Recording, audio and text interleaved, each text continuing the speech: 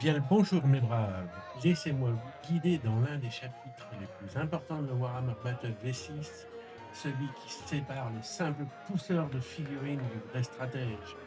Le padawan du maître Jedi, il est temps de comprendre les unités et leurs profils. Parce que oui, Warhammer c'est un monde de monstres, de héros, de nains qui grognent et de scaven qui complotent. Mais tout ça tient en quelques petites lignes comme un personnage de RPG avec des points de stats qui déterminent si t'es plutôt Aragorn ou un gobelin enrhumé. Allez, installez-vous, servez-vous une shot, et c'est parti. Les unités, ta troupe de héros ou d'idiots, ça dépend de ton arme. Dans Warhammer, les unités, c'est comme les équipages dans One Piece. Chaque groupe a une fonction, un rôle, une personnalité, et parfois une tendance à mourir au pire moment de vie, juste pour faire avancer l'histoire. On en distingue trois types. En premier, les unités de base. Ce sont tes fantassins de Rome, tes légionnaires romains. Pas les plus flashy, mais essentiels. Ils tiennent la ligne, capturent les objectifs et meurent courageusement pour le bien du peuple. Deuxième, les unités spéciales. Là, on commence à taper dans du sérieux. Les épéistes elfes qui se battent comme si c'était des Jedi, les tueurs nains façon Kratos en mode énervé, les cavaliers bretoniens qui arrivent comme la cavalerie dans Brevard. Elles font des actions décisives mais ne sont pas infinies, comme la batterie de Pantel quoi. En trois, les unités rares.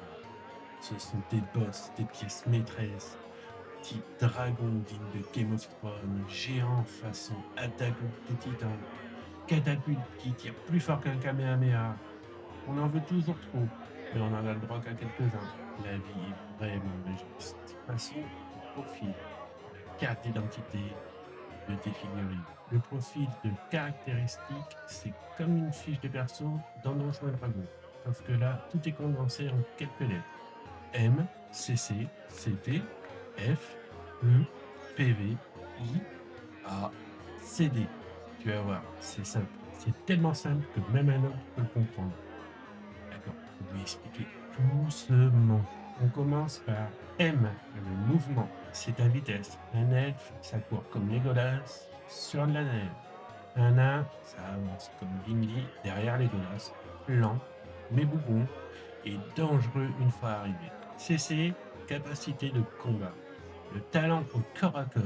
CC6, c'est Jon Snow, entraîné et solide.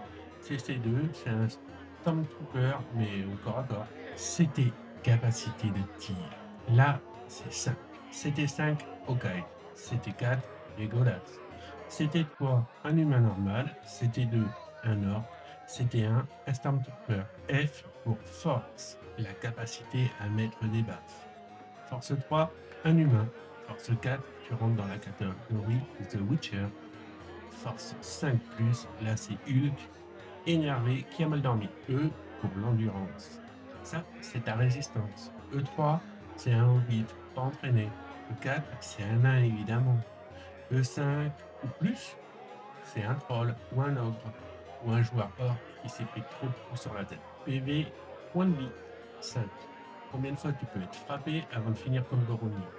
Les héros en ont plusieurs, les unités normales en ont un seul. I pour initiative. Qui frappe en premier? Initiative haute, t'es comme Drax. Initiative basse, t'es comme Groot qui réfléchit avant de taper. A pour attaque.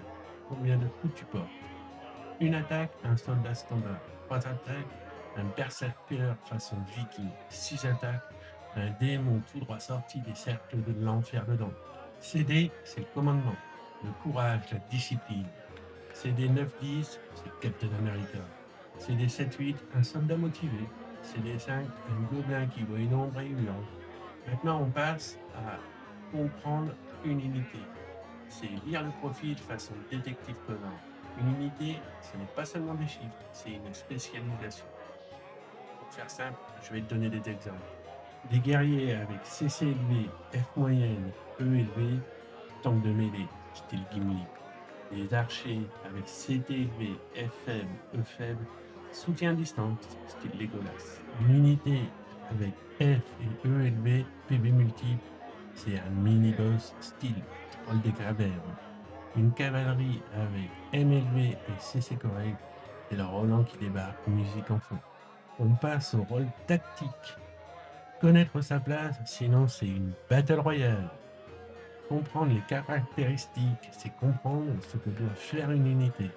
Une unité rapide doit contourner, pas foncer dans un mur. Une unité solide doit tenir, pas courir après des scavengers.